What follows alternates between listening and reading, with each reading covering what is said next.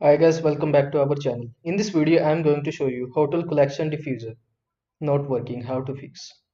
If you want to fix the problem, then you have two options. The first option is to reset the remote control of the hotel collection diffuser. For that, unplug the diffuser from the power outlet.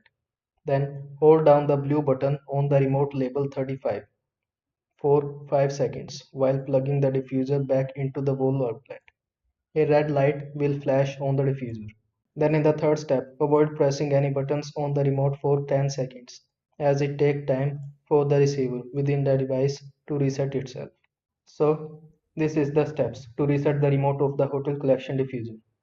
So if there is not any physical reset button is available on your hotel collection diffuser, then try this option. Turn the diffuser back on by plugging it into the power source. Then press and hold the power button and the mode button or the timer button simultaneously for about 5 to 10 seconds. Then in the last, release the button when you see the light blink or hear a beep, indicating a successful reset. So I hope this video was helpful to you. Make sure to like this video and subscribe to my channel for more of this type of content. Thanks for watching.